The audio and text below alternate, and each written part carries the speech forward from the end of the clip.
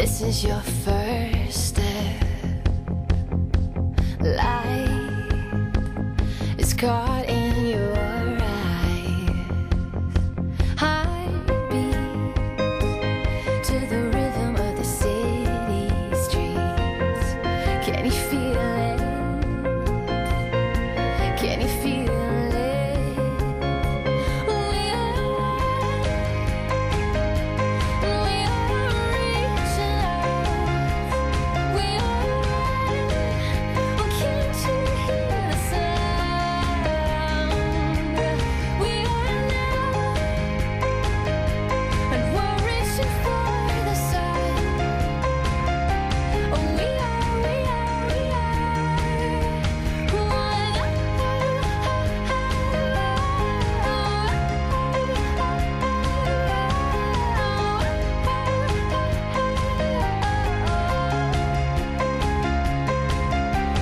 breathe this beautiful world together, moving in the same direction. It's happening. Everyone's connecting. Can you feel it? Can you feel it? We are reaching out. We are. Oh, can't you hear the sound? We are now.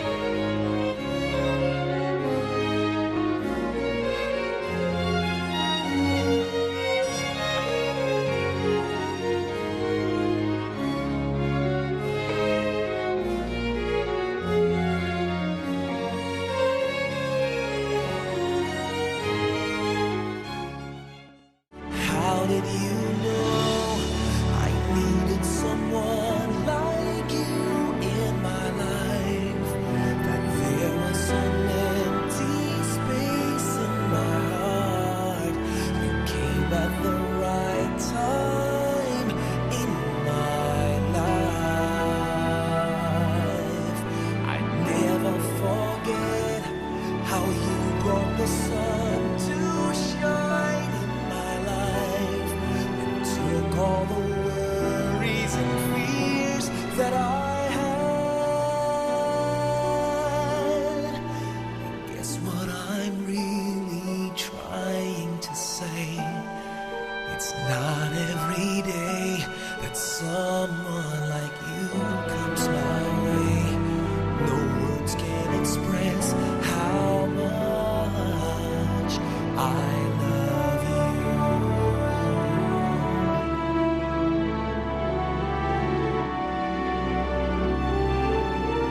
How did you know I needed someone like you in my life?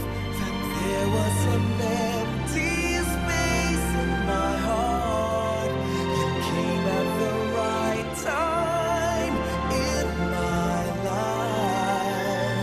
Oh, I never forget how you brought the sun to shine in my life and took all the worries and fears that I had.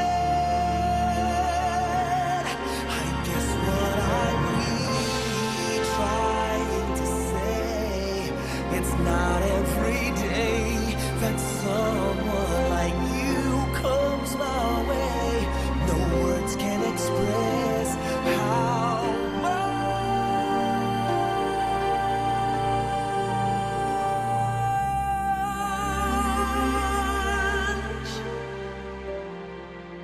I love you.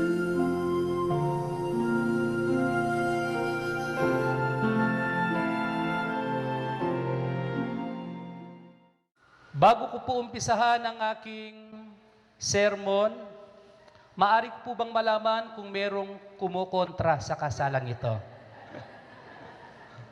Meron po ba? Pakitaas lamang po ang kanilang kanang paa. Ay, kamay pala. Wala. Wala?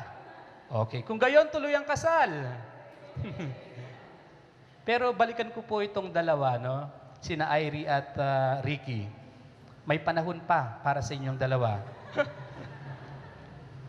Meron ba sa inyong gustong umatras? Wala po, Father. Wala po. Walang napikot sa inyo? Okay. Ano ang pakiramdam ng ikakasal, Irie at Ricky? Kasi kaming dalawa ni Father Jimmy, hindi pa namin nararanasan ang ikasal. Mari bang malaman naming lahat dito ng sambayan ng Kristiyano kung ano ang nararamdaman ninyo ngayon bilang ikakasal? Masaya po, parang blessing. It's a blessing from God. Masaya at saka parang blessing from God. Ricky Boy, parang exam ito walang kopyahan ng sagot. Ano ang nararamdaman mo ngayon? Napakasarap mabuhay pag may minamahal. Grabe, no? Napakasarap daw ng buhay kapag umuwi, no? Dahil meron siyang minamahal. Okay. Dahil ito ay isang napakasayang araw sa buhay ninyong mag-asawa at napaka-special naman talaga, dapat bawat segundo, bawat minuto, bawat oras, i-enjoy ninyo. Okay? Kung medyo kinakabahan kayo ngayon, natetense kayo, nape-pressure kayo, isang tabi nyo muna ang lahat ng yan. Okay? Instead, mag-enjoy kayo at palagi kayong umismile. Ngumiti palagi. No? Katulad ng ngiti ni Irie ngayon. No? Labas lahat po ng ngipin, kumpleto pa. Wala pang bungi. No? Hanggang tenga, no? Sagad yung kanyang ngiti. Samantalang si Ricky Boy, mukhang, Ricky Boy, may pinagdadaanan ka ba ngayon sa buhay? Ano? Nag-iisip kung saan kukuha ng pambayad? Okay. Galing pa lang ng Canada yan, kaya maraming dala pa yan. Okay. Okay, Ricky Boy, smile kayo palagi yung pang Facebook na smile. And after nito, siguradong ida-download nyo na, no? Ipopost nyo na. Wala kayong Facebook? Mabuti ako merong Facebook, no? Yung face ko puno ng bukbok. Nasabi ko na dahil ito ay isang napakasayang araw sa buhay ninyo, Irie at Ricky, gusto kong ibahagi sa lahat ng naririto ang isang nakakatawang kwento. Tungkol ito sa may mag-asawa. Itong mag-asawang ito, araw-araw na lamang, palagi silang nag-aaway. Ang dahilan ay pera. Pagkagising nila ng umaga, pera ang kanilang pinag-aawayan. Bago matulog, pera pa rin ang pinag-aawayan. Kaya napag-usapan nila na pumunta sa pari para humingi ng payo. At sa harapan ng pari, away pa rin sila ng away. Dahilan ay pera. Kaya nagtanong ngayon ng pari, sabi niya, Mister, kung ikaw ay papipiliin, sino at alin ang pipiliin mo? Ang pera mo o ang misis mo? Agad na sumagot ang lalaki ng ganito, Father, ang pipiliin ko ay ang pera ko. Haba, naturalmente, magtataka at magugulat ang pari. Kaya ang tanong niya, bakit mas pinili mo ang pera mo at hindi ang misis mo? Ito ang paliwanag ng lalaki. Kasi Father, ang pera ko, kung nakadeposito sa bangko, habang tumatagal ng tumatagal, nagkaka-interest ako. Samantalang itong misis ko, habang tumatagal ng tumatagal ang relasyon namin, nawawalan ako ng interest. Kaya pala, no? Ayan, no? Relax na po ngayon ang mga ikakasal natin. At home sila. Ricky Boy at Irie, let me remind you na ang pera ay madaling hanapin, pero hindi agad-agad ang asawa. Okay? Ang pera, ginawa para gamitin ng tao. Hindi para ang pera ang gumamit sa tao. Okay? At sana sa buhay ninyong mag-asawa, sa inyong binubuong bagong pamilya, hindi ang material na bagay, hindi ang pera ang magpaikot, maging sentro nito, kung hindi ang Diyos. Ang ating Panginoong Jesucristo nawa ang maging sentro, magpaikot ng iyong buhay at ng inyong pamumuhay. Balang araw, magkakaroon kayo ng supling. Madalas, kapag nagkakasama tayo, nagbabanding tayo, pinag-uusapan natin yan, no? Ilan ba ang plano ninyong magkaroon ng supling? Sinong gustong unang sumagot? Ladies first. Irie, ikaw ilan? 4 po.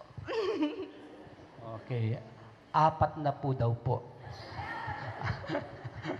4 lang pala. Iba na talaga yung pandinig ko, no? 4 lang. May po yun. Ikaw, Ricky Boy? She's my boss. Okay. She's my boss, sabi niya. Very good, no?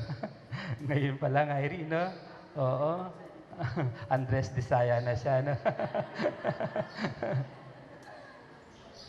Pero siyempre, bilang inyong pari, bilang inyong kaibigan na pari, ilan mang supling ang ipagkakaloob sa inyo ng Diyos? Okay? 4 man yan, 5 man yan, 10 man yan, 1 man yan, tanggapin nyo ng buong puso. At siyempre, bilang mabuting magulang, arugain ninyo, alagaan ninyo, pakamahalin niyo ang inyong mga supling.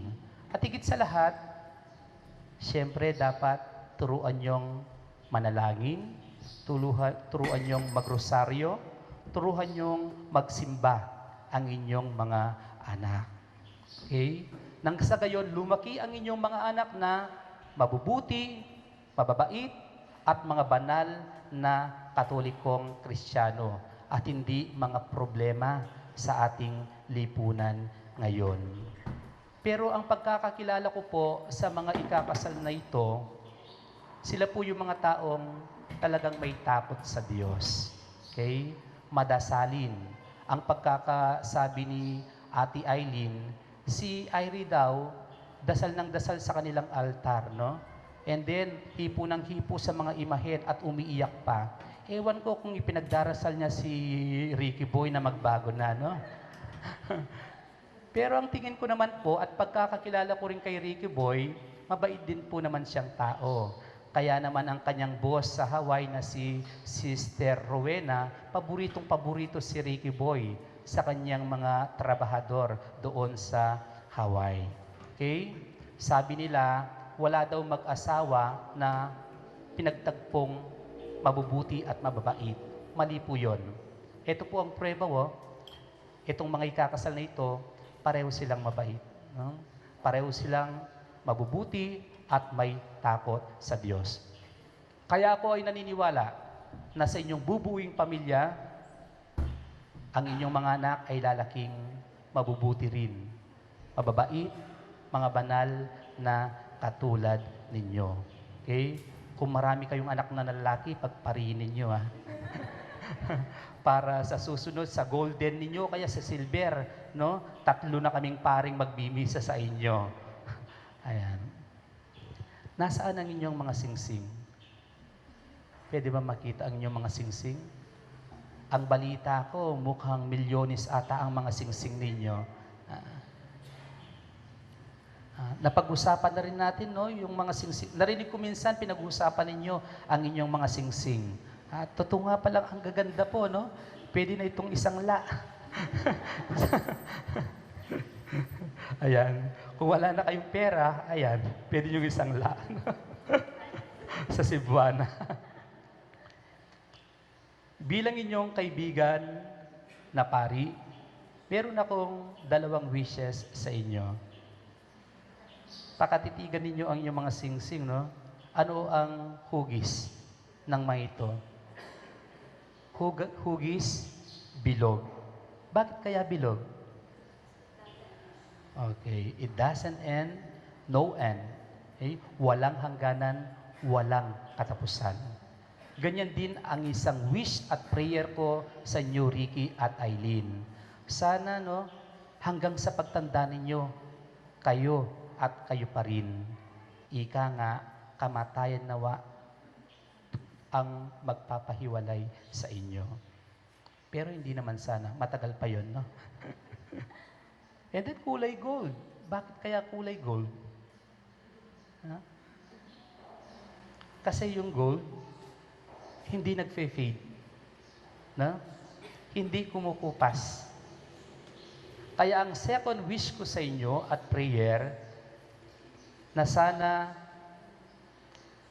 hanggang sa magkaapo kayo, hanggang sa magkaapo kayo sa tuhod, hindi kukupas ang inyong pag-ibig sa isa't isa. Hanggang sa magkaroon kayo ng puting buhok, hanggang sa magkaroon kayo ng mga wrinkles, maubos lahat ang mga kilay ninyo, pati na mga ngipin, kumulubot ang mga balat ninyo, hanggang sa magkaroon kayo ng arthritis, diabetes, hindi na kayo makalakad. Okay. Sana hindi kumupas ang inyong pagmamahalan. At sana hindi kayo magsawa sa isa't isa, no?